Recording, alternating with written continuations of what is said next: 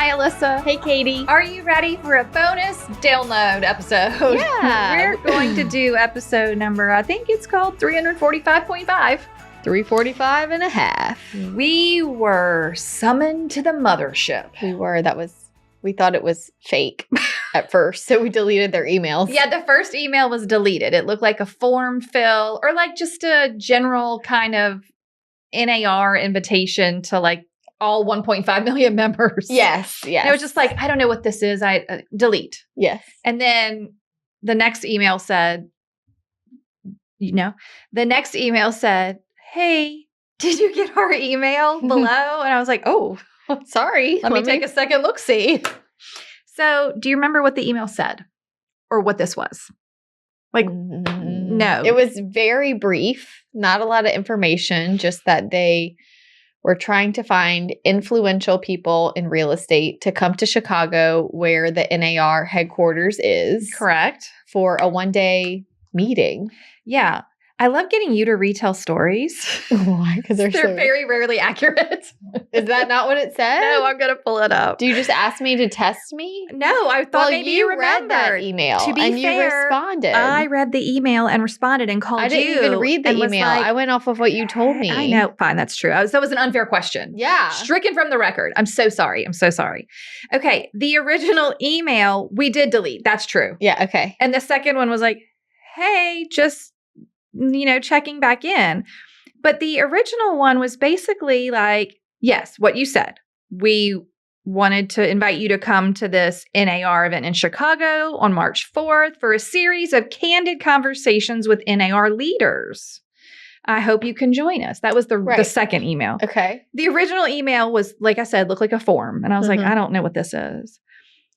But I'm going to read it to y'all so that you actually know what they said when they invited us. Because I want you to know what their intention was, and then we're going to move on. I'm writing today for a few reasons. First, NAR just released its annual report. I have not read this report. No. Okay, so first, we haven't done that. Providing a transparent and comprehensive update on the association's progress, priorities, and direction. Okay. The report details how NAR delivered value for realtors in 2025, what their priorities are for 2026 and beyond. Okay, blah, blah, blah. It's a transparent report, allegedly. Okay. As part of this commitment, they wanted to invite us to a gathering of influential industry voices. So you got that part good. They're hosting at NAR's Chicago headquarters. And the event will feature discussions with the following people. And then they list all of these people that we're going to deep dive into. You'll have a chance to engage in dialogue with the group as well as your influential peers. And we hope you can attend, blah, blah, blah. And they give you in the original email, the actual agenda. Yes. Starts at noon, ends at 6 p.m., right? And it had a Q&A session built in from 4 to 4:25. I don't think it's any secret that here on the show and most realtors in general have been somewhat critical of NAR. Well, they've had a bad few years. Things were not going so great, right? Yeah. We had internal scandal, then a lawsuit that we lost, major industry changes. Things were just kind of off the rails. Yes. Okay. They're trying to right this train, get it back on the track, right? Yeah. So whenever we received the second kind of bump email, then I responded and I was like, and y'all, these emails were coming from Bennett, the CMO, the Chief Marketing Officer at NAR. So not like he's very, very high up there. Like the top of the marketing ladder. Yes, okay. Top. So I responded with, thank you so much. We're very honored that you would include us. However, this is going to require 2 days of travel for us to come to Chicago. And it seems there's a 20-minute Q&A here. So while I hear you saying you want to hear industry voices, how many people are in this room? And how much are you really going to hear our voice in 20 minutes? Yeah. Was my response email, right? And then, because I'm picturing like a big, huge room. Yes, like 300 people or more. Yeah. And I'm like, in 20 minutes, we're not going to actually you're not going to hear my voice at all. No. Right? So the response was that we're inviting or expecting about 25 people. And then all of a sudden, I feel like my head was going to explode. I'm like, 25? Wow, that's very small. How did I even get this invitation? Yeah. And that, yes, there'll be the 20-minute Q&A, but also after each talk, there'll be time. And we do want to hear your voice. And, there's the lunch together from 12 to 1 and the cocktail hour 5 to 6. So there's more time for you to talk to us. And I was like, okay, well, 25 people. This sounds pretty legit. Yeah. So we said, okay. Yeah, we'll do it. We'll be there. We'll bebop up there. We had to fly on my birthday. We did.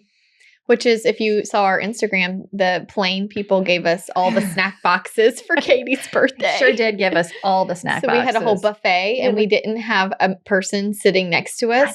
So it was a new model plane. Spread out. We were really living large, on not large like first class large. No. It was an elevated coach experience. Snack boxes. That's right. Okay, how would you say you were feeling once we did agree to go to this event? What were your thoughts? I was just curious and maybe a bit skeptical and trying to figure out what this was really about. I'm just not used to them asking for things, asking for us to come without some sort of agenda. Right. Like maybe they want to be sponsors, or they want us to do a show about how awesome NAR is, or like, what are they asking from us? Right. We were joking like they were going to try and sell us a timeshare at the end of the event. Because, like you so go thank to this, you for coming. You go to this event that sounds too good to be true. And then you're like, what's going to happen at the end of this event? Like you're like, and now we need you to go share everything we've told you, without giving it any critical thought. Right. We both had those thoughts. So we went into it skeptical. Just so you know, we're not here to tell you the joys and wonders of NAR. Mm-mm. We're just going to relay what happened and give you our thoughts. I will say, when we were also uncomfortable with the influencer label. This was called the National Association of Realtors Influencer Summit. That's what it was called. Yeah. And I was like, while I love every person that listens to the show, and I do know that y'all listen, so I would say that is some amount of influence. I'm not a big fan. We've never used that word. Of an influencer title. We don't have it. We don't have a giant audience, right? Mm. But any audience is important. And our audience is so loyal that I think NAR made the right choice. I will say, after attending, I think we probably have the largest audience in some ways, I would say. And so they told us it would be 25 people. 2 days before we departed, they sent the official agenda, which had bios for everyone who was going to speak, but also bios for all of the attendees. Yes. There were 11 people on this list, and you and I were 2 of them. Correct. So it was us and 9 others. Yes. One of them did not end up making it, and one we didn't really get to talk to. They weren't there the whole time. Mm-hmm. So really, the 2 of us, one other lady attendee, and then the rest were men. Six dudes. Yeah. Yeah. Okay. And of all varying, I would say we were on the young end of that spectrum. The youngest. Yeah. Yeah.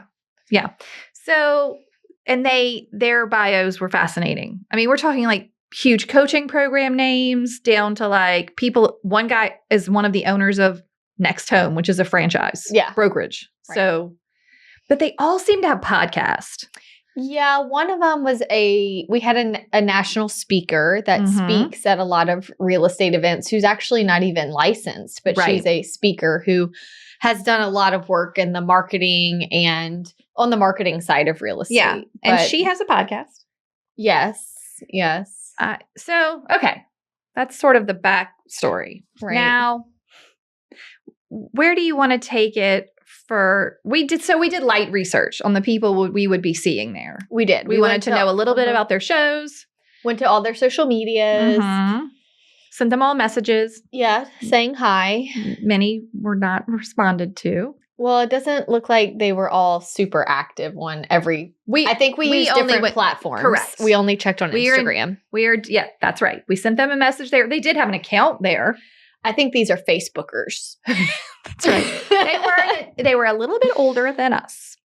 Okay, so we did a little light research, and then in our last, the final agenda email, NAR said, "Hey, Also, if you'd like to use our podcast studio, utilize our podcast studio while you're here, let us know. And again, me, because I'm a straight shooter, I was like, hey, yeah, like our episodes are 45 minutes. So I don't know how that would even fit in with our schedule unless because we don't need to just use a studio for the two of us to talk to each other. Right. While we're there. We have that here. No, we don't need that. I said, unless we can interview Nykia, who is the CEO of NAR, who was going to be at this summit, or Lawrence, yes, the chief economist, who we find to be fascinating because we love the data and the numbers and the yearly report that we give you. Yeah. And don't you know, they responded and said, yes, Lawrence is available. Great. Would you like to come at this time or this time? And I was like, oh, okay, great. Mm-hmm. So we got to go and record an actual episode interviewing Lawrence Yoon, who is the chief economist at NAR. When we walked in that, first of all, the building, the NAR building, it's like something of the future. Right. It's a very modern, clean lines. You're in a high rise in the heart of, like, I guess this is called downtown Chicago. Yeah. Okay, keep going. And then the studio was like being at the news. Like a TV show. On TV-style the news cameras. Anchor. Yeah. Yeah. Lights. And it's interesting because I walked in and realized that they had, NAR, National Association of Realtors, on the wall and stuff. And the first thing he said was, do you want us to cover that or take it down so it's just neutral? Yeah, and I thought, okay, I'm liking where this is going. I like that they offered that, but we were like, no, it's fine because that's where we are right now. And to be fair, we're both members of NAR. Yeah, and we're going to tell our listeners this episode is airing from this podcast studio. Right. I never felt pressured to send any particular message or say anything specific or do anything specific. It was very much like they were glad we showed up. They would do whatever they needed to accommodate us. But they had 3 people sitting behind the glass working on our audio and video while we were doing the podcast. It felt so fancy. It was very fancy. I was sad Jay wasn't there. I know, and to experience because it really was cool. And Lawrence was they mic'd us up and stuff. Yeah, just like we were going on the news. And Lawrence was very kind, and he's obviously very smart. Yes, and he was, I thought, a fun interview. Mm-hmm. And so that was a great way for us to also see another piece of inside of the machine, because they have several podcasts that they produce for NAR and air. Yeah. And then I guess they were like, okay, well, whenever you're back in town, you can always come and use the studio. Yeah. And I was like, sure, the next time I bebop on over to Chicago, I'll be right over. So if you don't know, and I don't think that I really knew until I went, NAR has the main office is in Chicago, in the big high-rise building that says Realtor Building on it. Yeah. In giant letters. Like, they are the whole building pretty much, except for the bottom floor. And then they have a big office in Washington, D.C. And we'll kind of get into why that is later. Yeah. Okay. So we recorded our podcast episode, and then we headed over to the lunch portion of our summit. Our official meeting. The summit. Okay. What do you want to say about that? Oh, did you finish describing the grand fancy building? I'm out of adjectives today. Okay. So it is, you said clean lines. It's also, it reminded me of as if I was in like New York on Wall Street or somewhere, where when you walk into this high-rise building, there is a security guard at the desk. And then there are the like turnstiles where you can't just walk in. You have to be approved by security. Mm-hmm. So we had a contact that was going to be helping us with the podcast. We went in for the podcast recording first. Yeah. And, he had to call him down, and then they bring us over to the elevator, and the elevator has no up-down button. No. It has a full-on, like, iPad-looking digital display, like a kiosk, where you type in, I guess, what floor you're going to. It was wild. Everything was very fancy and new. So fancy. So we went, you already told him about the studio. Then after we recorded, the producer in that studio brought us up to the level, whatever, the 11th floor, to the actual, where this event space was. Mm-hmm. The wall, you open the elevator and the wall is like this marble wall with NAR etched into it. Yes. Huge piece of marble. It's quite the thing. Yeah. And then we make it around the corner. There's like a entry desk. And then they were setting up this like, lunch buffet, right? Very lovely, catered, whatever. Then they're like, you'll be eating right through here. You go through these big glass doors and you're like, what is happening? That whole side of the building is like 2 stories worth of windows, right? Yes. And this room is basically 2 stories tall. Yes. And it is a circular room. The windows on one side, you're looking out at all the other high-rise buildings and these circular windows. And then the other side is like a big TV screen and this very fancy wood trim. I can't explain it. And this humongous chandelier. Biggest chandelier, yes. That was enormous. And then they had, I don't know, like 6 round tables that fit 5 people, right? At each place of the table, they had our agenda printed and ready for us. And maybe, I don't remember what else, but then your microphone. We each had our own microphone. It was as if we had entered the UN. Yeah. You have your own microphone with a speaker and a button you could push to talk. You press the button when you're ready. And then all around the room, there are like the fanciest security cameras. So you're being filmed the whole time. You're being filmed. But we were told we could not film. We were not allowed to film. No recording. They did allow some still photography without fussing, and they started off by saying, this is all on the record. However, you don't record it. We're recording it. Yeah. This is all on the record. We were allowed to repeat anything we heard, which I think is obviously the intention, right? That you will come back and report to your people. Yeah.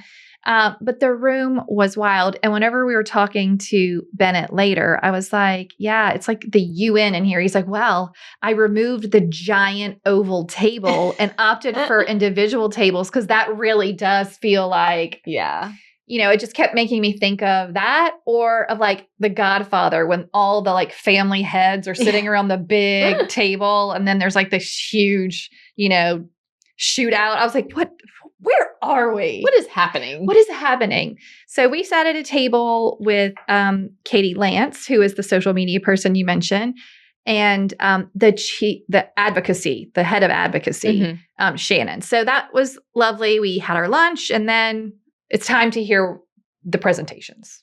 Yes. Do you want to start us on the presentations? So first up was Nykia Wright. Who came on as our CEO at a very tough time. Very tough. One of the worst. And she came on as interim. So not fully committed to staying, but we're in an emergency. She was the emergency fill when when the old CEO got into a bit of trouble and was basically forced into retirement. Okay. And she got up there to just introduce and lay the groundwork for why we're here. Yeah. And I thought she was very real. Yeah. Not too stuffy, not too corporate-y, spoke to us like human beings. But she's very serious. Very serious. Very serious. This is serious. And she speaks so well. But she was serious while keeping it very real and blunt. Yes. She's very blunt. Well, because she's like, I am here to fix a problem. Yeah. Or many problems, right? Her actual talk was called Charting What's Next. Yeah. So I think they were just like, this is what we're experiencing. This is what I've inherited. This is how we're trying to change it. Yeah. She did in her presentation have a slide with all of the upper level executives and how many of them were new. So she let us know they have cleaned house. Yeah. And that's why we're here today, to meet basically the new leadership team. Yeah. To let us know that she said we have had her exact words were, we have had failures that have weakened the realtor brand. And we are here to basically rebuild that. Yeah. And be very clear about what direction we're headed in. So she didn't tiptoe around the fact that there have been past failings. Yeah. And at the same time, she was acknowledging the future opportunities and how that they can be better and make a change. So she mentioned, yes, people can get up there and say, we're going to recommit to professionalism. But then she said, but how do we actually get there? Yeah. So that's what they wanted to really talk about. I felt like they were asking the right questions, or they have started to ask the right questions, but None of us as agents in our day-to-day life, even us as podcasters who are maybe taking a different angle at thinking about this sometimes, none of us ever stop and think about this huge behemoth that is NAR with 1.5 million members, and then all the little pieces and parts and committees and every board in every other area. Like it's just like opening Pandora's box to try and fix it. It's not like, oh, I can fix this and everything's fixed. Mm-mm. It's like untying this giant ball of knots. Yeah. And then trying to put the system back together. While cleaning house, hiring new people. Yeah. Making sure the new people understand the past and the future. It's a lot to coordinate. Yeah. She talked about there was a lack of focus at NAR and that there were going to be changes coming to like structures and governance. Like there's just a lot of old systems that we're trying to break and correct. Mm-hmm. Right? I don't know how that's going to happen, but good luck to them. Well, she went over a 24-point initiative. Right. They have so much information on their website of their strategic plan. The strategic plan is very long. It's very detailed and it's all public. It's on NAR's website. Mm-hmm. So she did briefly cover those things, letting us know they do have a plan moving forward. Yeah. We're not going to cover everything. And she didn't cover the whole thing with us. No. She spoke for 20 minutes. But she let us know where we could find that information and she hit the highlights. Okay. She said they had 2 commitments, though, improving member experience and modernizing the association. For example, I have served at our local and state level. Mm-hmm. I have not served at the NAR level, but I have been on many NAR conferences and meetings. Like I used to go before kids every year to DC for NAR. But she was saying that the NAR leadership, before all the mess, met 4 times a year. And right now they're meeting once a week. Yeah. And I think that's pretty awesome that they are communicating. Yeah. I think sometimes it's like people get in these high up positions, they're making huge salaries and they just coast. Yes, 100%. This is a big deal. Like we can't see what coasting did. We have to be sharp. Right. And the underlying, albeit maybe lightly spoken about, theme is that we're now trying to preserve this thing that's maybe been operating one way for so many decades. And now it's like, such a big shakeup. They're like, what happens if everyone's like, oh, well, the MLSs aren't connected to NAR anymore. So why would anyone want to be a realtor? Yeah. And then the whole thing just implodes. Mm-hmm. So they're trying to keep it from imploding, but also to actually serve the people who are the belonging. members. Yeah. Mm-hmm. Okay. One of the things they talked about, they hired Jared. I can't remember Jared's last name. Oh, I'll find it for you. Maybe Jared was over the New Jersey State Board of Realtors. So we have Louisiana Realtors, right? And then Jared was over. Yeah, I don't have his last name. New Jersey for 27 years, and he said he had basically gotten a call that they needed him. They are trying to improve their communication and reunite the states to all come together. Yes, Jared Grasso. I think so. Yeah. So he is now with NAR from New Jersey, and I got to talk to him for a long time. He actually knew Norman, who is over at Louisiana Realtors and is amazing. And it made me happy to know that him and Norman got along really well, because I have always heard through my travels with going to different markets for NAR that Louisiana, our boards have always had something very special that is not common in every state. Right. So knowing that Jared and Norman operate the same made me feel really good, just very collaborative. But in Jared's new position, he has a call every 2 weeks with all of the state associations. Right. That was not happening before. His position didn't even exist. His position did not exist. So if you have an issue as a board, you're going to go to him now. Like there's someone you can actually call at NAR. And maybe not as a local board. Like one thing, this wasn't said explicitly, but I've always noticed, like, there is a hierarchy of things. Yeah. Because the head of the table can't fix everything. No. You know, the head of the table can't fix the one agent who's misbehaving. Right. That one agent who's misbehaving needs to have a broker monitoring them. Mm-hmm. And if that broker isn't being monitored, then you have your board monitoring that broker. Right. And if the board is struggling to monitor the broker, you're looking at the state commission to monitor. And if that doesn't work, it goes to NAR. Right. Well, that's an interesting example. And you also said something else that I think we need to revisit. We have always been at GBRAR, okay? So Greater Baton Rouge Association of Realtors, okay? Yeah. Our board is like really active. It's good. People are involved. We have so much education. They're offering different programs and whatever. It is also connected to our MLS, but it was not the only thing that it was doing. Correct. You may be listening to this as an agent in another state, another market that's like, my board literally does nothing. Sure. I have an access to get onto the MLS and that is it. Mm-hmm. And you're thinking, why do I want to pay my dues to be a member of NAR? Yeah. When there's nothing happening for me. Mm-hmm. I do think that NAR is trying to figure out a way to fill in those gaps to where and it's not that they weren't offering you services before. It's just it's very hard to find and disjointed in the understanding if your board isn't active, and right? sometimes there's so many things that you don't even know what's for you. Yeah. What do you want? Right. Well, how do I get to it? What do I want to do? So I just want to at least state we are lucky to have experienced what it's like to be part of this association when our board is working. But it came up several times throughout the entire meeting that if MLS separates from the local boards, which they are going to have to do, that is the direction we are headed. If the local board's only source of revenue or main source of revenue is from MLS payment, that's about to go away. And can and will the local boards survive? And how do they provide something that makes people want to join?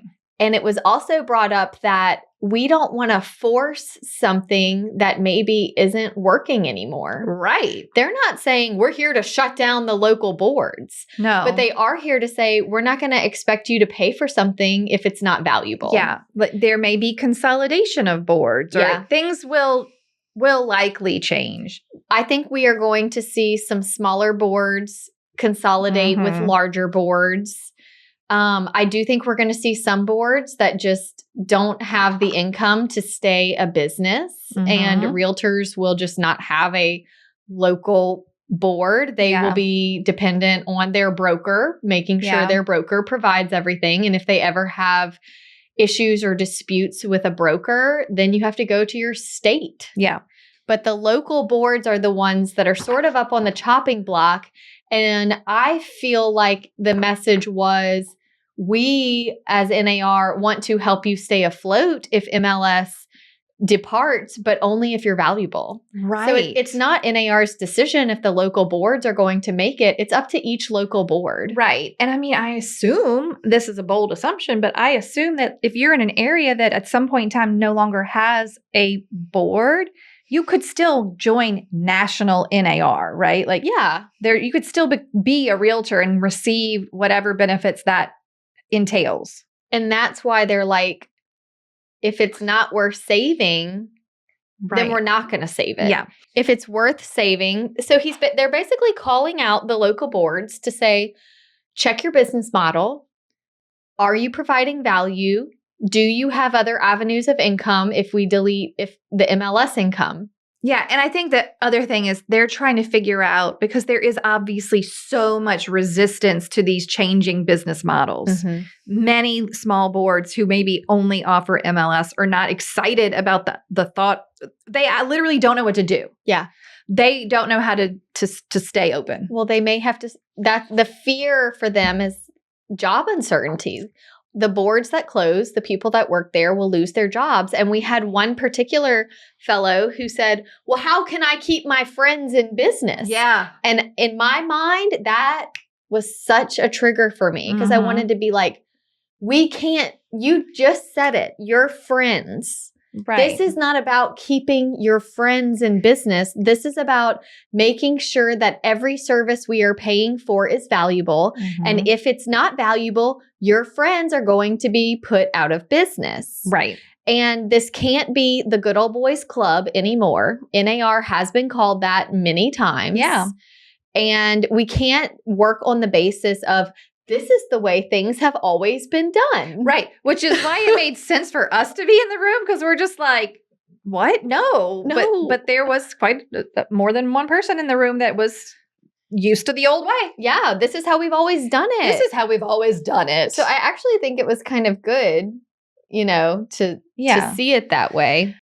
I liked that Nykia talked about obviously how challenging it is to have to preside over 50 states with different business practices. And, they talked a little bit about the Department of Justice, the DOJ, basically, we've been going back and forth where they're like, you have to get rid of these, like the clear cooperation policy, or you have to get rid of, whatever. And so NAR was like, fine, we won't make rules. And then the DOJ was like, oh no, we do need you to make some rules. So I think there's this little back and forth dance going on where NAR's trying to appease the government, do their job. Like, this is a lot, right? And it's kind of like NAR is saying, we are trying to run our business, but you don't like the rules we make. Yeah. So we're just going to stop making rules. And then they were like, no. And DOJ's like, well, we don't want that to be our job. So never mind. You keep making the rules. It's like, well, then get off our back and let us make the rules. So it's still ever evolving, right? Yeah. Ever evolving. Okay. That was pretty much all we had on Nykia's part. Yeah. We did get the chance to chat with her a little after. And she's very interested in agent education and obviously providing value to agents. And so I just felt really positive. Yes. She is very smart and very serious. Very smart. I think she will be a good CEO. Yeah. I think she is committed to seeing the organization done right. Yeah. I don't think she can be bribed or swayed. No. I think she's going to be like, I'm sorry, are you valuable? Because if you're not, you don't need to work here. Right. She seemed really proud of how many people have been there 1 year or less. Correct. She was like, new people. Yes. New people. Okay. Next up, we did get a little chat from Lawrence Yoon, who is the chief economist. We're not going to deep dive into what he said, because you will get his episode at the end of March, where we do talk to him in more depth even than his little part of this summit. So we'll have a whole episode dedicated to Lawrence's section on the economy. The only thing that he did say during the influencer summit that I thought was fascinating was they are working more to make shareable graphics for agents so that you have information that isn't kind of boring data, but like a very easy chart or graph or something that you can really use when you're talking to your clients or put in your presentation or, whatever you want to do with it. Yeah. So I thought that was interesting that they're aware that we want to know the numbers, but we also want it to be interesting. Yeah. Not a graph that's hard to read or words. Yeah. God forbid, just a bunch of words. Okay. So moving on from Lawrence, what do we have next? The advocacy impact with Shannon McGahn. Would you say? I would say McGahn, but I don't know. McGahn. Yes. Okay. She is passionate about what she does. Very much so. She is the head of the advocacy department. And I want you, if you're listening, to say to yourself, what do I think the advocacy department is or does? Right. I'm going to give you What does advocacy do? Okay. Now I'm going to tell you. They are lobbyists. They don't like that term, apparently. They don't like to be called lobbyists. But you and I, as lay people, would understand better if they were just said, this is the lobbying department. They are basically in government advocacy, right? They're trying to get certain laws brought up for a bill or passed or, they are working in lobby. They're lobbying. And here's the example I would like to share. Please. When I served on our board of directors, there were many times where I had to vote in such a way that would actually hurt the the brokerage I worked for, Mhm. but it was for the greater good of all realtors. Right. And when you serve as a board of director and you're voting, you're not voting in the capacity of an agent with ABC Realtor. You're voting as a board of director for Mhm. so you are voting in a different capacity. Sure. Similarly, No, yeah, there you go. similarly, the NAR advocacy division is focused on housing and Mhm. what will help the housing industry and us as Agents. agents. Yeah. That is what they are allowed to spend money on. Yes. That's what they are allowed to pursue. Right. She wanted to make it very clear that 0 of our dollars go to any federal candidate. Right. It's not picking a candidate and giving them money. No. They are trying to push forward specific legislation that will only benefit housing. Right. Regardless of who is the sponsor of that bill. Yes. So it doesn't matter. They were very jazzed about a bipartisan measure that was moving through Congress at the time. Yes. I don't know where it's at now, but it was in progress. They were March. thrilled. Yes. They're dealing with things that would help increase housing inventory, right? So, and affordability. And they had a lot of her most recent wins, or that department's most recent wins, were COVID time policies that helped agents. Yeah. Right. So being essential, recognized as essential, getting access to PPP, like all of these things, they still are constantly, she says, always struggling to keep, agents as independent contractors. So this is the type of stuff that they're doing. Yeah. I also found it very fascinating that I don't remember what our total dues are at NAR. It's over $200, right? It's like 200 or something. I think it's like right at 200. Okay. $70 of your dues, if you are listening to this and you're a realtor, $70 every year of your dues goes to the advocacy. So Correct. It is a 45% of NAR's overall budget goes to advocacy. Okay. So that is their almost, I would say, it's a 50-50 split of like you're functioning to serve agents and the other function of you is lobbying. It just is what it is. Yes. And they're one of the very largest lobbying she groups. Shared a graph with us on basically who spent the most money lobbying on certain housing issues. Yes. And NAR was always number one. Far outpacing the next. So far outpacing that at some point I thought, did we really need to be contributing quite that much when everybody else was so far behind in the second place? But here nor there, I do appreciate that they want to be in first position. They want to be the dominant position that if any of the news outlets want to do an interview on the housing market, NAR is their phone call, not Zillow, not any of the other big competitors. That NAR is the voice when it comes to getting bills passed and doing research. Yeah, for sure. They just kept saying 19 cents a day, 19 cents a day. That's all it is. I just felt like I did feel like that was a little gimmicky. Like I was watching one of those commercials, like you could feed this child for $1 a day. Yeah. I'm like, okay, great. But your budget is like how many millions of dollars? It's a lot. It's like huge, big. But okay, whatever. So that's kind of what's going on over there. She did say that I thought was interesting because, we live in a very divided society at this point in this country, that a lot of housing seems to be one of the only issues that brings the parties together. Yes. Okay. So both sides are like, ooh, affordability is a problem. Both sides are like, oh, there's not enough inventory. So they're able to kind of get this legislation moving a little bit easier because nobody's complaining. Right. They're all like, you're right, let's do this. Housing is the only thing we can all agree on. Yes. So I guess this was called, let's go through this one. The 21st Century Act was aiming to boost housing supply and reduce regulatory barriers. This is the one that just passed. So what that means is builders and developers were having so much trouble getting things approved because of how construction has to be done now. Energy efficiency standards were making it very difficult, environmental standards. So she's trying to find that happy medium where we are being as good of a steward as we can to the environment, but we still need more housing. Right. So trying to find that balance there and loosen some of the zoning restrictions. I think in that same act, it was also increasing the maximum for FHA loans. Yeah. It's like a bunch of different things that are happening. And they in there. actually got that done. They raised the FHA loan amount about a year or two ago, and they're working on doing that again.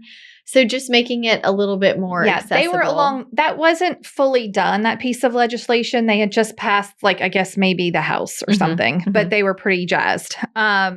Also, they were just talking about that addressing the housing affordability crisis. The best way they think to do that is to increase inventory. Yeah. So the more houses that are available, then it doesn't spike up so much because the supply and demand is a little better. She's also working a bunch on capital gains and getting it to where even for investors, but also for owner occupants. Right, because capital gains only applies to owner occupants. Right. And then she was talking about 1031 exchanges. And any for type the of tax on your investment. She is just trying to make it to where people are rewarded for owning and maintaining their real estate instead of being so heavily taxed when they sell. Right. She just said it's harder to pass tax type. Very hard. Bills. So she wasn't as optimistic there, but she has a plan. They're and working. She's working on it and she's pushing for it. They're working with their big budget. Yeah, it doesn't matter what we think or don't think about it. This is what they're doing. This is how they're using your money. You should know. Yeah. Okay. It seems to be good. I think it's something that if you're really interested, you should read more about and look, they learn. have tons of access. They are a very well-respected, I'm going to call it an advocacy group, whatever. They're very well-respected. Yeah. They can go talk to anyone really on Capitol Hill. Okay, so let's move on unless you have anything else on advocacy. If you would like to know more about this and what they're doing, I actually have started listening to their podcast. Okay. The advocacy, it's called Advocacy Scoop. Okay. Did you enjoy the podcast? I found the information useful and I liked knowing what they're doing, and it's very short, like bite-sized episodes. They're not very long. So if this is something you're passionate about, and you want to learn more about what bills, housing related, are being worked on, the Advocacy Scoop podcast will keep you up to date.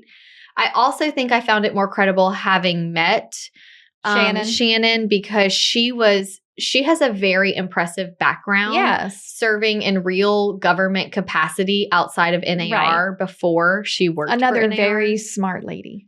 Very smart. She's always in DC. Yeah. And you can just tell she's so passionate about what she does. So, of course, anything could happen, but I do feel like we're in good hands with her as the advocacy spokesperson. Look, someone needs to talk about housing. Yeah. And someone needs to try and protect home ownership. And I do think that as a function of NAR is very important. Yes.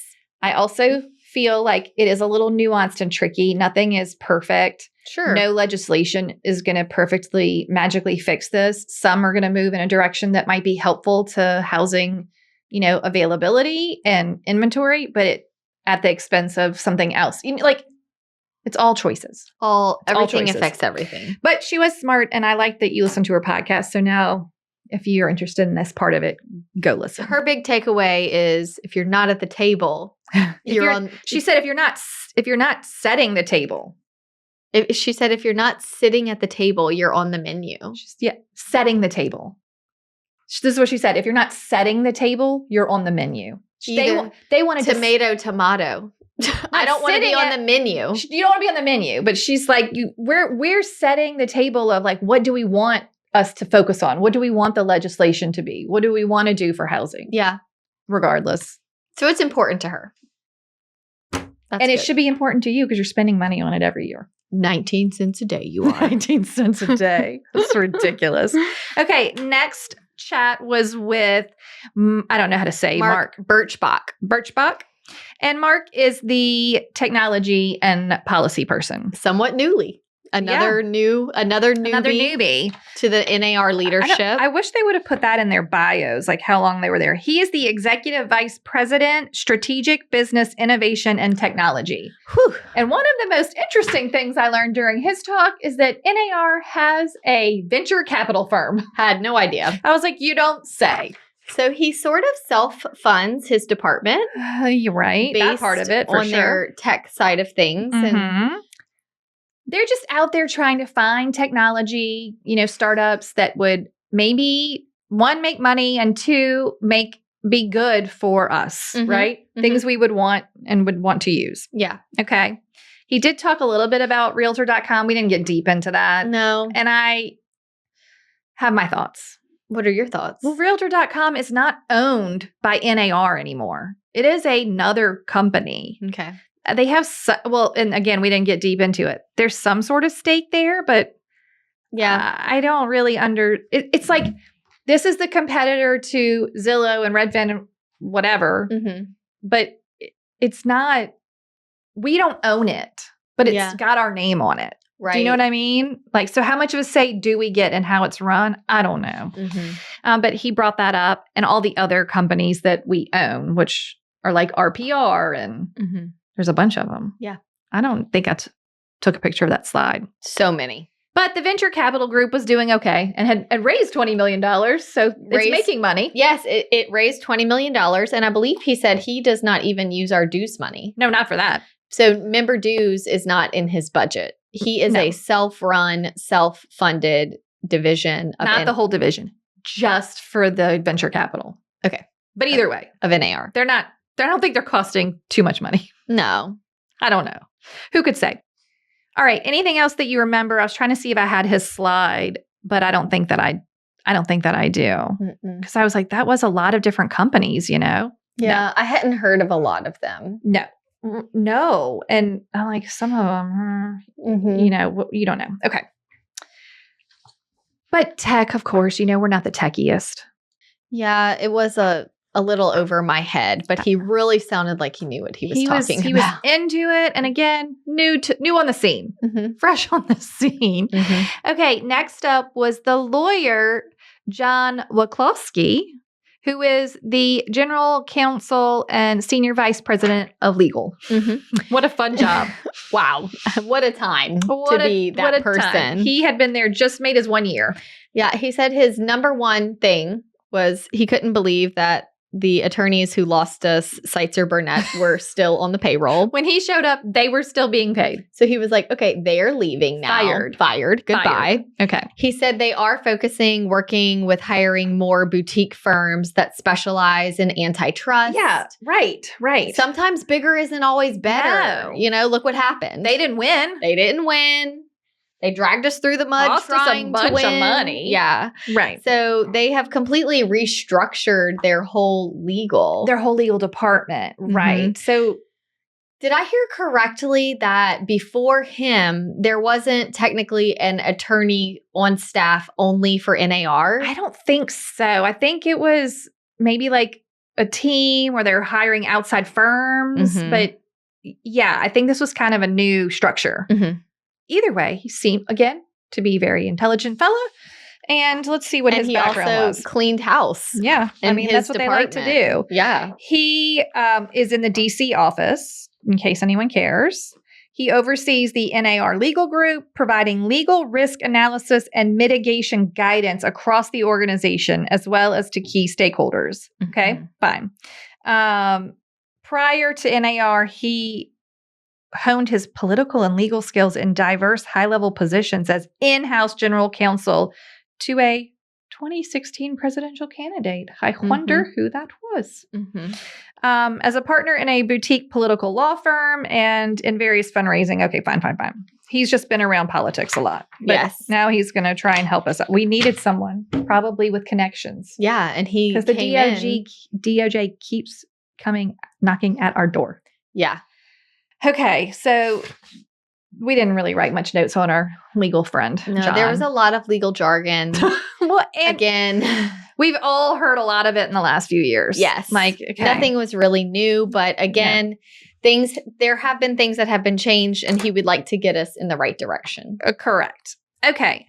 Sadly, at this point, the day had gotten away from us and these people had gone long. And the one presentation that I would have liked to hear at a slow pace and get all the information was the last one. And it was rushed. And it was rushed. And it is the consumer ad campaign with Bennett Richardson, who is the chief marketing officer. Okay. So I wanted to hear more. Yeah. We did get to see some of the sample ads. If you've been around in a realtor for a minute, you know every year there's an ad campaign. They put out billboards and TV commercials and whatever, talking to the public, not necessarily about realtors, but maybe about home buying or whatever. Something. Yeah. Okay, something. This year, do you remember what this program was, what this... their slogan? Yeah. So in the past, we had Who We Are, which is the Realtor R. Yeah. This year, it was Right By You. Oh, right. So sort of like, I'm right by you, but also I'm doing right by you. So it could be like, it's like a little play on words. Yeah. With the Realtor R being in the right by you. Sure. Yeah. I thought that was good. Good. And what the ads are showing now, and I think they've also dialed it back on how they're spending their advertising dollars. Yeah. We're not seeing billboards on the street, but they're trying to use sort of advanced systems to put the ads in front of the right people. Correct. So if you're watching, TV on a streaming platform, maybe you've done some sort of search on your computer about a house, they're going to serve up the ads to the right people. Like when you're like, oh, how did my phone know that? It's listening to me kind of stuff. Yeah. So Bennett, the new marketing director, he used to serve as the director of policy marketing at Google, where he led Google's marketing and content communications of Google. And now he is at NAR. So he's again, another smart fella. And the ad campaign is pretty good this time because it's showing all the things realtors are doing in the background that maybe their clients don't realize. Yeah. So it's like the client goes and wants to make an addition or do something. And then the realtor in the background is calling the city about permits and finding out about surveys and this and that, and asking all these questions and then coming back and helping the buyer. And then she comes back and says, yes, we can do that. Right, exactly. But you don't see all the stuff you do behind. Yes. So it's really trying to show we are more than door openers. Right. And I think they even make a point of that. Yeah. In the ads. So the ads were good. Really good. They were really good. I've not ever been impressed by one. So I was like, this is going in the right direction. They also talked about having co-branded campaigns in a realtor studio, either coming soon or part of this, where you'll be able to get like this campaign, but insert yourself into it. Yes. And I don't honestly know what that entails. Do you think he made it sound like some sort of AI tool that would put you in that video? I don't know. I don't get it. But let me tell you what, friends, we're going to interview Bennett so that we can get a full, because I want the whole story on the marketing. Yes. I want to know what's going on here because, again, some part of your dues is going. In fact, as part of your dues, you have 2 special assessments that are included in your total number. And I think one of them is $35 a year. That is to the marketing. Right. So we want to know what's happening. So we're going to get him on to maybe have a little chat. Yeah. A little chat about marketing. I was pleased with the ad campaign. Okay. What are your closing thoughts? Did we miss anything? No, I think that was a good highlight. Do you remember, is it NAR.realtor, NAR.dot? Yes. Do you know what I did learn? And I went in so nervous about, and I can't break the habit either. You're supposed to say NAR. Yeah. And I would say we both oscillate back and forth between NAR and NAR. It is NAR. Like that is actually the approved way to just address like it. It's not realtor. It's realtor. Realtor. Right. Realtor. There's no realtor. There's no extra A. Yeah. Correct. But I was impressed with their direction. If they get there, I'll be more impressed. Do you know what I mean? Like, I feel like they're course correcting pretty well. Yeah. And maybe we're on the right path. Because if you go back and listen to our episode from, around the Seitzer Burnett, lawsuit, when it was coming, when it was happening, I mean, we were pretty down on the establishment. Very badly, yes. I mean, it was embarrassing. Bennett did say, one thing I appreciated about Nykia and Bennett was basically that when they came on in the middle of the mess, he said there was not one time that they were questioned where they chose to say no comment. Right. They were very blunt to say, this is a mess. Right. Mistakes were made. Right. Like, they were very good about owning it. Yeah. And just coming up with a plan on what we need to do. Yeah. And I think they truly do want to hear voices from in the industry. Yeah. Or we would not have been in a room with people they wanted to ask questions. Yeah. So I think that's good. Mm-hmm. I also want to make sure I clarify for our audience. We're not like, oh yeah, they, gave us a fancy lunch and we're going to just shout all their praises. No. I think we're still going to be skeptical and objective as much as possible. And hopeful. Hopeful. I do. And I did tell them, I literally had a one-on-one conversation with Nykia, who was the CEO, where I said, I want to be an advocate for NAR, but I don't want to be a mouthpiece for that's not what we're here for. That's not what our show is about. Mm-mm. But also, I want you to succeed because I want you to serve me as a realtor. Well, Hustle Humbly is here to help bring professionalism back to the realtor brand. That is essentially NAR's goal as well. Right. So we have a common goal. Yeah. We just need to make sure that we're getting there in positive ways. Yeah. That there's a plan in place. So we would like to see them succeed. Yeah. Will they? Time will tell. Only time will tell. Only time will tell how this is going to go. Yeah. I feel optimistic about the people they have in place and how new they are. Mm-hmm. I also, so at the end, they had a cocktail hour and a lot of people stayed for like 5 to 10 minutes and left. And you and I were the last ones to leave. Right.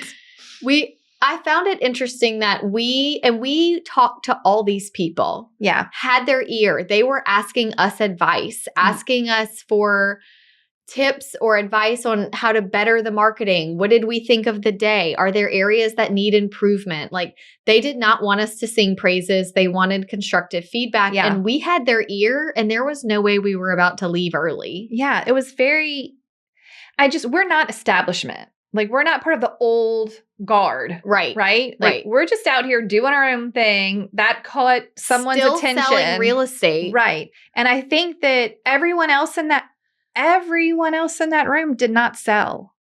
Correct. Everyone. We were the only two. Well, there was one other, but One he from didn't Arkansas. stay. Yeah, you're right. He Okay. sells real estate. But a lot of them are not in the trenches of selling houses for their paycheck anymore. Right. They have a coaching business or a tech business or a podcast. We were uniquely, I think, of interest for them to talk to us. Yeah. Because we are not just in theory talking about it. We're also talking about it in practice of how it works in our business. Correct. Which was interesting. Yeah. So we were the only, of all the podcasters there, we were the only one that opted to take advantage of and use the studio. Yeah. And we were the only ones that stayed for happy hour. Right. With one other person who I say happy hour. It was Q&A continued where we just talked directly to them for an hour. Yeah. I was having a chat with one of the other people in the marketing department, and Bennett came over and wanted to join our conversation. And then he called over Nykia to speak with me about something I just said. And I was just like, this is wild to me. There were a few moments throughout the presentation, not only when I realized who we're actually talking to as far as how high up their position is, but even when they were going over budgets and numbers and talking about millions and sometimes billions of dollars, I just was going, this is humongous. Yeah. This is huge. Mm-hmm. So I'm still wrapping my head around it. Yeah.